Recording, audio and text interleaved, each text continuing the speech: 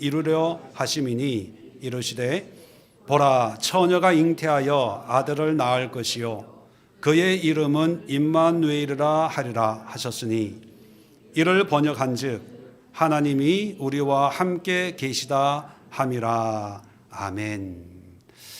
자, 오늘 이 말씀을 통해서 다시 임마누엘의 징조라는 제목으로 예수님의 탄생의 의미를 한번 되새겨보는 시간을 가져보려고 합니다.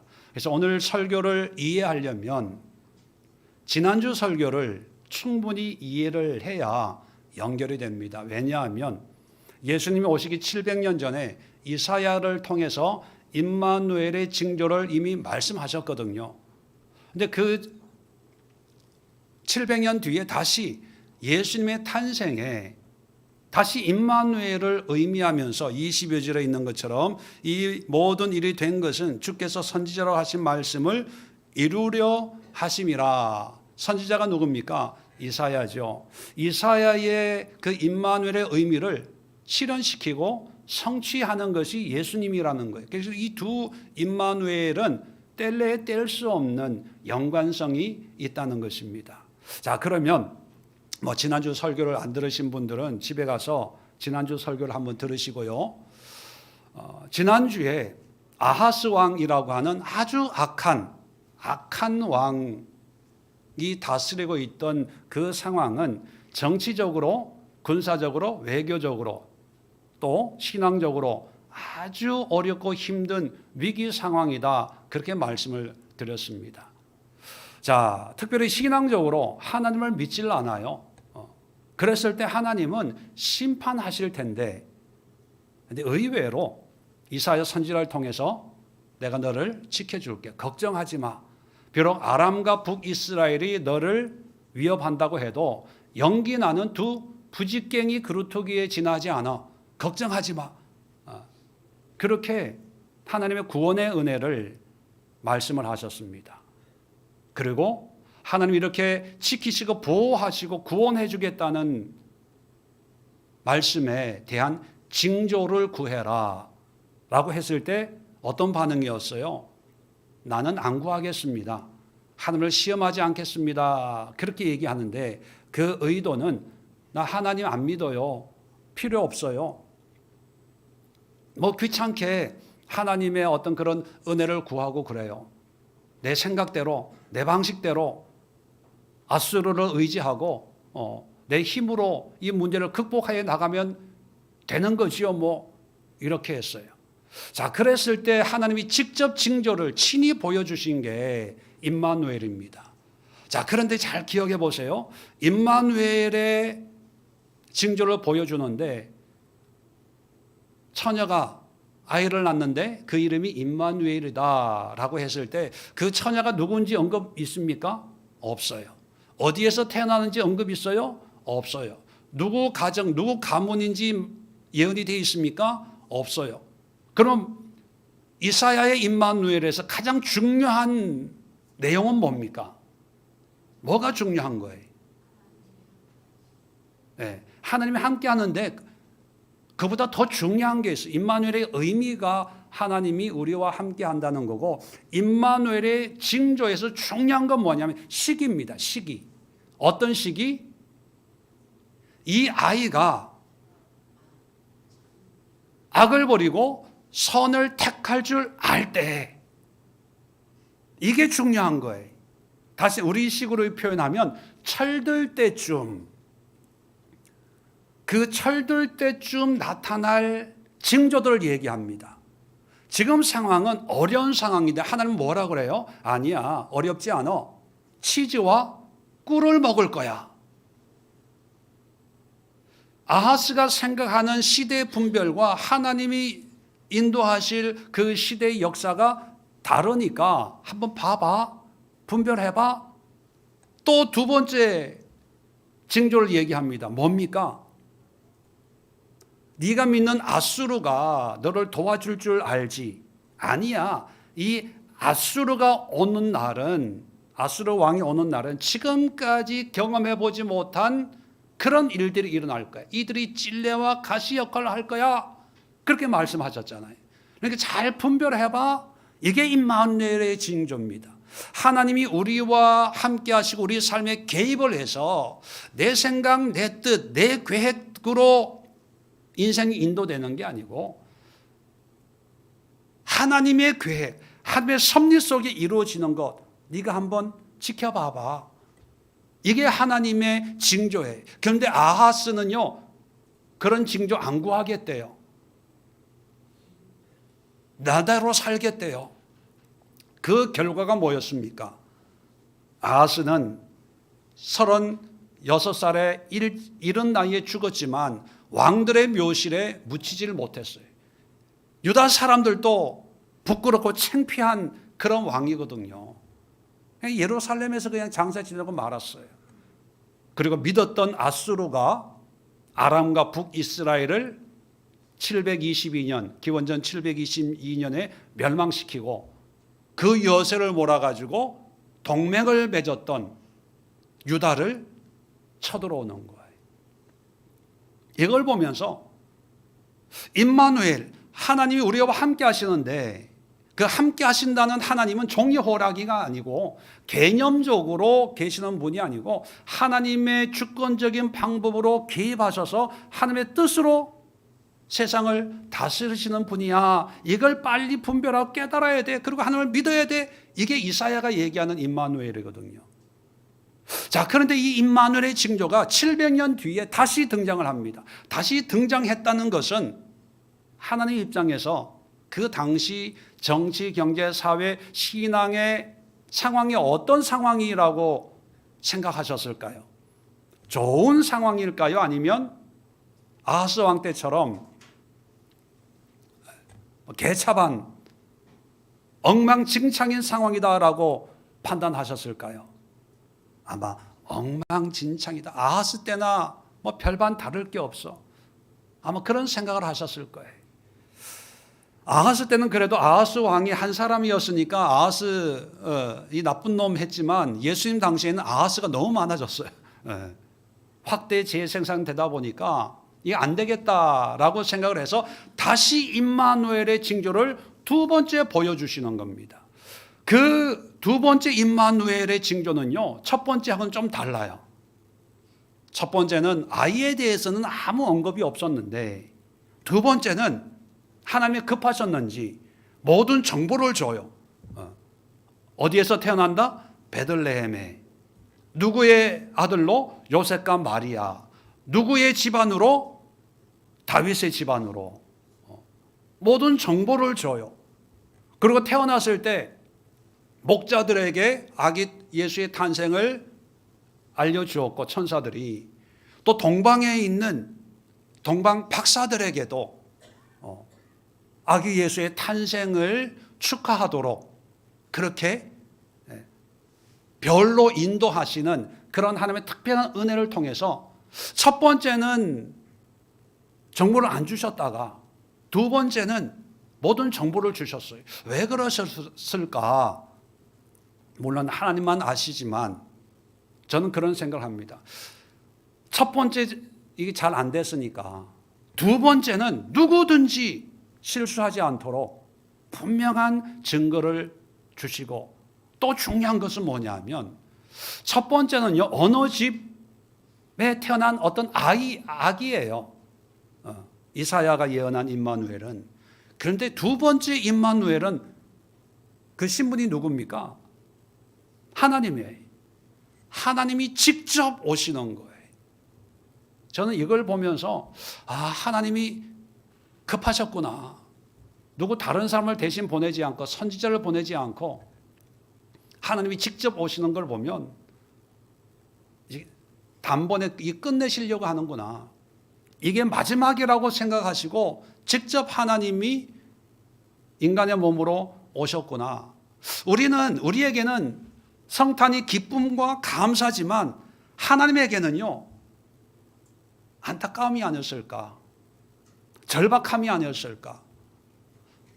이 악한 세상을 그래도 구원하시려고 하는 수많은 아하스들이 있지만 심판하기 전에 한 번 더 기회를 주시려고 하는 하나님의 절박함, 간절함이 이 아기 예수의 탄생 속에 들어있다고 저는 생각을 합니다. 그리고 첫 번째 이사야의 임마누엘은 이 아이가 철든 무렵이에요. 그러니까 한 10여 년 사이에 일어나는 이런 일들을 징조로 보여주면서 이게 내가 너희 삶 속에 개입하고 있다는 징조야. 이걸 빨리 깨달아. 이렇게 말씀하셨다면 두 번째 예수님이 임마누엘로 오실 때의 징조는 뭐냐? 예수님의 탄생부터 시작해서 예수님의 재림 때까지 징조를 보여주세요. 예수님은 잘 아는 것처럼 태어나서 한 30여 년 사시다가 돌아가셨습니다. 부활 승천하셨지요. 그 30여 년, 특별히 마지막 3년 동안은요, 예수님이 많은 사역을 하셨는데 기적을 일으키시고 초자연적인 그런 역사들을 하셨죠.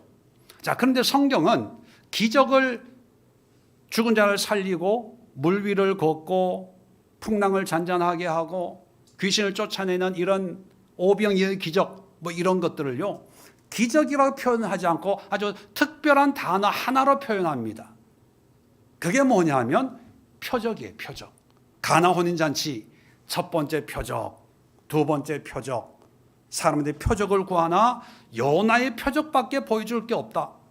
기적을 기적이라고 미러클이라고 얘기하지 않고 표적, 영어로 보면요 이 표적이 뭐냐면 사인스, 사인이래요. 사인.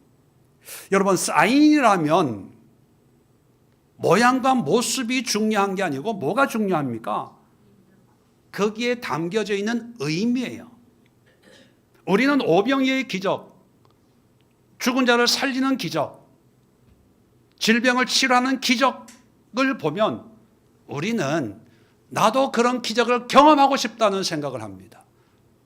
나도 고침받고 싶어요. 나도 눈 뜨고 싶어요. 듣고 싶어요. 일어나서 걷고 싶어요. 그런데 이러면 안 되는 거예요. 이건 표적입니다. 표적이라고 하는 것은 그런 기적을 통해서 하나님이 우리에게 말씀하시는 메시지가 있는 거예요. 그 메시지를 듣고 읽고 볼 수 있어야 된다는 겁니다. 그런데 사람들은 그 메시지에는 관심이 없고 현상에만 관심이 있어요. 나도 그런 복을 받고 싶어. 그런 능력 받고 싶어. 그런 은사 받고 싶어. 예수님처럼. 근데 사실 예수님이 그런 능력을 행한 것은 모든 병자를 치료해 주겠다는 게 아니거든요. 이런 병자를 치료해 주는 걸 통해 내가 누구인가를 네가 알았으면 좋겠어. 이런 사람을 고쳐주는 것을 보면서 네가 내 마음을, 내가 이런 질병 가운데 있는 사람을 바라보는 내 마음이 어떤지 좀 알아줬으면 좋겠어. 이게 표적입니다. 요한복음 4장 48절에 보면 예수께서 이르시되 너희는 표적과 기사를 보지 못하면 도무지 믿지 아니하리라 라는 말씀을 하는데 표적과 기사를 봐야 네가 나를 믿는구나 이렇게 말씀하거든요. 보통은 표적만 얘기하다가 때로는 표적과 기사라는 말을 써요. 영어로는 signs and wonders, wonders라고 하는 것은 놀라운, 상상할 수 없는 아주 대단한 그런 일, 다른 말로 기적이지요. 그런데 표적과 기사라고 하는 것은요, 표적 따로, 기사 따로, 기적 따로가 아니라 그 의미는요, 표적이 있는 기적이에요. 다시 말하면 의미가 있는 기적. 그러면 우리는 기적이라고 하는 현상도 중요하지만 그 현상 속에 담긴 의미, 의도, 하나님의 뜻, 하나님이 우리에게 전달할 메시지에 관심을 가져야 돼요. 그런데 이 표적이 이사야서에는 뭐라고 기록되어 있다고요? 징조. 그러면 똑같아요. 하나님이 이사야를 통해서 아하스에게 징조를 구해라. 이런 하나님이 역사하신 모든 일들을 통해서 하나님이 뭘 말씀하는지, 네 자신을 믿으라고 하는지, 나를 믿으라고 하는지 그 징조, 의미를 분별해라 이렇게 말씀하셨거든요. 근데 아하스가 뭐라 그랬다고요? 난 안 하겠습니다. 내 생각대로 내 뜻대로 살겠습니다. 이렇게 대답을 한 거예요. 자, 그런데 700년 뒤에 다시 아기 예수의 탄생을 통해서 똑같이 말씀합니다. 징조를 구해라, 표적을 구해라. 이 얘기는 뭡니까? 하나님이 우리와 함께 하시면서 우리 삶에 개입을 하시면서 우리 삶을 인도하시는데 일어나는 모든 일, 물론 기적 같은 일도 있지만 떨어지는 나뭇잎도 조심해라. 우리 삶에 일어나는 작은 일, 소소한 일, 반복되는 이런 일도 그냥 허투루 생각하고 허투루 보지 말고 하나님이 내 인생에 개입해서 이런 일을 통해서 나에게 말씀하고 있는 게 아닌가, 그런 생각을 가지고 현상에만 집중하지 말고 그 현상 속에 담긴 의도, 표적, 징표를 분별해라. 그것이 예수님을 임마누엘로 우리에게 보여주시는 하나님의 의도라는 거예요. 그러면 우리는 아하스는 그렇게 하지 않았어요. 나는 구하지 않겠습니다 라고 대답을 했어요. 그래서 일어나는 이 일에 무관심했습니다. 자기의 계획대로, 생각대로 그렇게 살았어요. 그렇다면 두 번째 임마누엘로 오신 예수님을 하나님의 아들로 믿는 우리 그리스도인들, 크리스찬들은 어떻게 살아야 될까요? 아하스와는 달리 날마다 순간순간 징조를 구해야 돼요. 징조를 구한다는 것은 일어나는 현상 속에 역사하시고 또 개입하시고 함께 하시고 말씀하시고 있는 하나님의 음성에 관심을 기울여야 돼요. 때로는 기도 중에, 때로는 말씀 읽는 중에, 때로는 예배 중에, 또 때로는 일상생활하면서 경험하는 크고 작은 일들 중에 하나님이 나에게 말씀하시는 것을 듣고, 아, 내 뜻대로 되는 것이 아니라 하나님이 계획하신 그 계획에 내가 순종해야 되는구나, 복종해야 되는구나, 헌신해야 되는구나, 이런 것을 깨닫는 삶을 살라고 두 번째 임마누엘을, 아기 예수, 하나님이 직접 인간으로 오시는 이 성탄의 의미에 하나님이 그 두 번째 임마누엘의 의미를 부여하셨다는 것입니다. 그래서 하나님은 비록 악한 세대지만, 수많은 아하스들이 있지만 그래도 이들을 버리지 않고 구원하기 위해서 하나님의 열심, 하나님의 헌신으로 이런 성탄의 은혜를 우리에게 허락해 주셨다면, 우리 그리스도인들은 그냥 교회만 열심히 다니고 성경만 열심히 읽고 기도만 열심히 하고 종교 생활만 열심히 하는 것이 그리스도인들이 아니라 하나님이 임마누엘로 우리와 함께 하세요. 함께 한다는 것은 그냥 개념적으로 우리와 함께 존재하는 하나님이 아니고요, 그냥 기도와 예배와 어떤 경배만을 받으려고 보좌에 앉아 계신 하나님만이 아니라 우리 삶에 개입하셔요. 뭐 하기 위해서? 구원하기 위해서.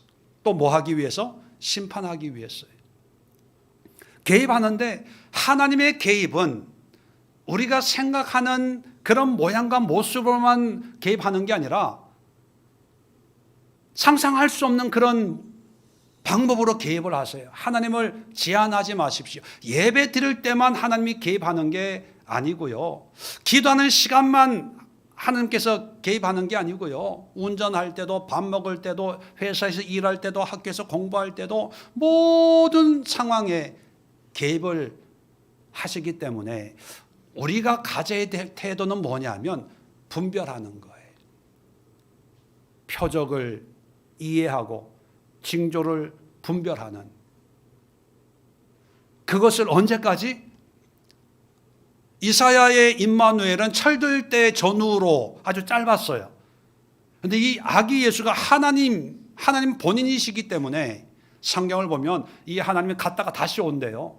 재림하신대. 그러면 우리는 예수님이 십자가에 죽는 날까지만 하는 게 아니고 재림 때까지, 다시 오실 그날까지, 아니 우리가 살아있는 그 마지막 호흡을 다하는 순간까지 우리는 함께 하시는 하나님의 그 손길을 분별하고 그걸 통해서 하나님의 뜻을 깨닫고 음성을 듣는 이런 수고를 해야 된다는 것입니다. 제가 성경 공부할 때 한번 말씀드렸는데, 제가 요즘 참 근래에 은혜 받은 경험이 있습니다. 목사가 성경을 통해서 기도하다가 은혜 받아야 되는데, 제가 은혜 받은 것은요, 싱어게인 프로그램 보다가 은혜를 받았어요. 싱어게인이라는 프로그램 아세요?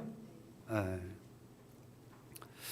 그 음악 오디션인데, 그 참가한 사람들하고 또 이게 중간에 이렇게 평가하는 분들이 있더라고요. 그래서 아무 생각 없이 그걸 듣고 있다가 갑자기 뒤통수에 큰 망치 하나가 와서, 왜 큰 에밀레 종 치면 왜 띵 하면서 그 여운이 오래 가는 것처럼 갑자기 뒤에서 한 방 치는데 띵 하면서 이게 하나님의 음성이야, 그런 생각이 드는 거예요.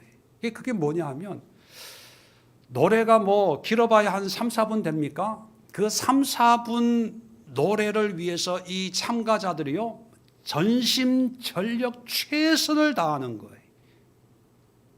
그걸 또 뭐 편곡을 하고 뭘 하고 뭐 해가지고, 그걸 보면서 야, 너는 1시간 설교하는데 이렇게 전심전력으로 준비해 본 적 있어? 없거든요. 야, 이 노래 한 곡에도 마음을 담고 생각을 담고 진심을 담는데, 하나님의 말씀이라고 설교한다고 하는 이 설교자인 내가 과연 이렇게 전심 전력, 마음을 담고 정성을 담고 힘을 담아서 준비하고 있나? 회개가 되는 거예요. 아, 저건 저 사람이 들으라고 하는 뭐 1등, 2등 이게 중요한 게 아니라 나보고 나 깨닫게 하라고 이걸 보게 하셨구나. 그래서 이제 집중해서 또 이제 봤어요. 근데 또 두 번째 이 종소리가 나는 거예요. 띵 하면서 또 한 방 이렇게 맞는 것처럼. 그래서 아, 이게 하나님이 나에게 주시는 말씀이구나. 그게 뭐냐 하면, 그 한 참가자가요, 정말 뭐 음악적으로 뭐 정말 뛰어난 사람인 것 같아요. 자기가 직접 편곡을 하고 뭐 여러 가지 뭐 이렇게 기술 이런 거 저는 잘 몰라요, 음악적인 거. 그런데 이제 그렇게 해서 노래를 잘 했는데, 그 평가하는 사람 중에 한 사람이 이런 얘기를 하는 거예요. 참 이분은 음악적인 재능이 뛰어난 사람이라는 걸 알았대요. 그래서 이 짧은 한 곡에 모든 음악적인 기술을 다 담았대요. 참 대단한데, 그런데 그 다음이 중요합니다. 그런데 중요한 것은 내가 가진 모든 기술을 담는 게 중요한 게 아니고, 담았다가 그 다음에 해야 될 것 덜어내야 되는데, 자기가 있는 모든 걸 그냥 담아만 놓은 거예요. 그래서 좀 아쉽다 이런 얘기를 하는 거예요. 그 얘기를 듣고 머리가 띵 하면서 하나님이, 그래 김 목사야, 네가 알고 있는 것 성도들에게 다 전달해 주고 싶어서 다 담아서 설교하고 성경 공부하고 뭐 하지. 근데 다 담고 그 다음엔 덜어내야 돼. 덜어내야 돼. 덜어낸다는 거에 제가 충격을 받았어요. 그리고 또 회개했어요. 많이 담는다고 이게 되는 게 아니구나. 그래서 아마추어들은 담는 게 능력이라고 생각을 해요. 신학적으로, 성경적으로, 인생적, 누가 가라사대, 누가 어떤 책에는, 무슨 책에는, 무슨 론적으로는, 무슨 적적으로는, 신학적으로, 중세에는, 해가지고 이 말씀이,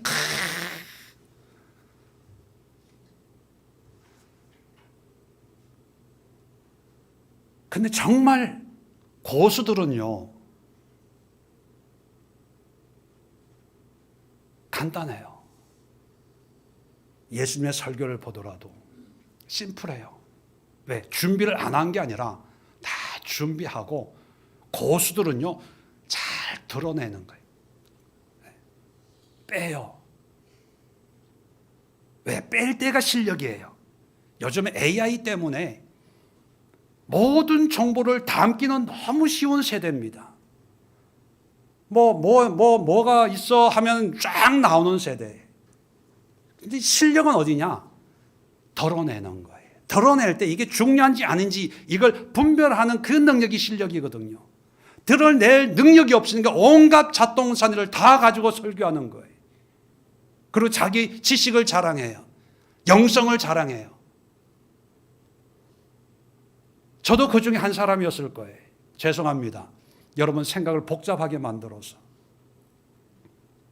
그런데 정말 고수, 영성가, 전문가는요, 그런 준비를 통해서 뭐가 중요한지를 알고 가장 중요한 거 하나만 남겨놓고 다른 건 다 빼요. 이 빼는 게 실력이더라고요.